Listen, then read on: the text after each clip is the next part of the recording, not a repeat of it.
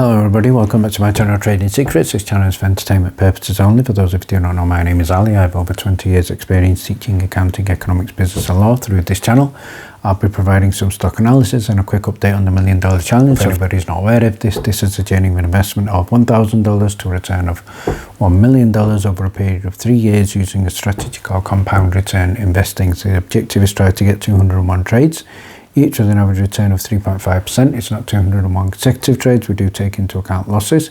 So for further details about how to join us for less than $9 a month, information is available in the description below.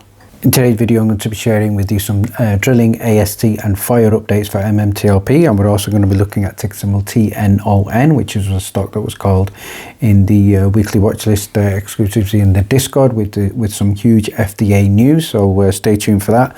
And we're also going to be looking at a follow-on from yesterday's video where we looked at the short selling ban in South Korea and the implications of that in the market. So first of all, in terms of what's happening in the US markets, headline here from Market Watch, we can see here that veterans are seeing this as a once-in-a-generation buying opportunity in unloved areas of global stocks.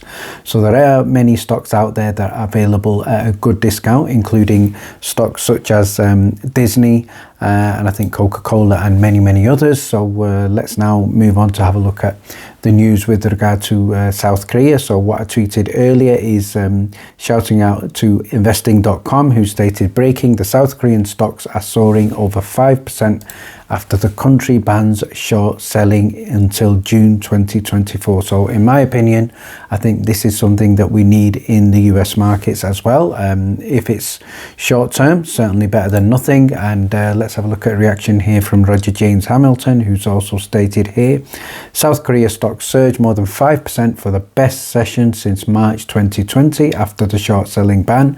And again, similar question to what I have stated, will other exchanges follow? So again, a lot of hope here. So if we shout out here to the Kobisi letter, who stated the Korean tech index jumped 12% after this announcement, and that the index just posted its largest single daily gain in history, and that is coming after the index was down a massive 32% since July 2026. So remember, when the indexes and the stocks go down, it's the short sellers who win. So they profit by the failure of businesses, the failure of companies, and they also profit from people losing their jobs and companies going bankrupt. So that's one of the reasons I am in favor of this.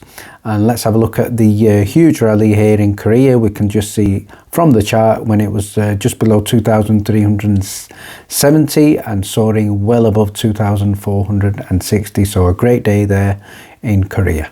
So let's start by having some updates for AST. So shout out here to Nicholas, who stated, for those of you not in AST, please read the disclosure. So we can see here there is a shareholder disclosure here provided for people who have moved their stocks to AST, and it states here highlighted in yellow that you will also be able to buy or sell shares. So first of all, just for clarification, there is not going to be a centralized exchange. It's not a public trading platform, and you will not have multiple buyers bidding for obviously acquiring your shares. So the way it would work is in theory, yes, you will be able to sell your shares. However, in order for you to sell your shares, in theory, you would need to probably and most likely arrange a buyer yourself, and that would be done privately. So that although in theory it's possible, it is realistically difficult. So let's move on now to have a look at some further updates. So shout out here to MMAT News, who stated here in terms of confirmation from Will, who's transferred his shares after October the 1st. And this was something that I shared myself in one of my previous videos, where Will did disclose that his shares are now with AST, and we're looking at, for him, approximately 17.9 million shares. So let's have a look at the remaining shares. Total shares outstanding, just in excess of 248.8 million. Current shares transferred into AST, 132.7 million. The whales, we're looking at the ones who transferred after October the 1st, 32.66 million. Verified shares not transferred to AST yet, giving remaining shares 68.32 million. So that's the first update. So let's have a look at the confirmation in terms of the whales. So we have Will Stewart 17.9, Greg McCabe 12.8, John Berder just approximately 1.9. So 107 shareholders would equate to just in excess of 15 million shares. So it looks like the boat is not full, but the boat is certainly getting fuller. So let's now have a look at the updates with regard to drilling. So shout out here to Seaplant, who stated, happy new permit Monday, University Johnson E15 number 1 has now been added, and this is giving us a total of 8 wells under Johnson lease and a total of 6 wells currently permitted. So special thanks to Ugaman72 for this alert. So great news there, and again positive confirmation in terms of drilling requirements being maintained as required by the lease. And finally, shout out here to Sensi in terms of the FOIA update. So this was one of the previous tweets where we were looking at the questions to be added into FOIA, asking for things like receipts for any money transactions related to review, process and posting of MMTLP spin out to FINRA daily list, and obviously with regard to the rules, the fee chart, and obviously those other points there that were covered in my previous video from Bigfoot. So let's have a look at the latest update, and what Sensi has stated is his FOIA has been approved. Information is being gathered, so we will wait for an outcome and news and information from Sensi, and hopefully this is positive. And finally, before we look at ticker symbol TNON, which was called out this week prior to trading today in our weekly watch list, a quick review of the previous week's weekly watch list, which called out stocks such as IBRX, that was up 46.5% last week. So congratulations to everybody who got in. We also called out ZYXI, that was up 10% on the week. CHRS, again featured in a number of videos, up 19.6% on the week. DXCM, we knew there was good news there. Dexcom, that was up 8.4% on the week. And ANAET, also up 20.2% a week, amongst others.